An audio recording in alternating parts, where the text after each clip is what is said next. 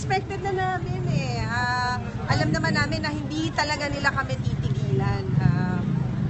Gusto talaga nilang ibahin kami. Siguro, nakikita nila that's the only way na pwede silang manalo sa laban na to. Pero sa amin, ang mas importanteng laban nga kung paano natin mabibigyan ng solusyon yung mga problemang hinaharap ng ating mga kababayan ngayon.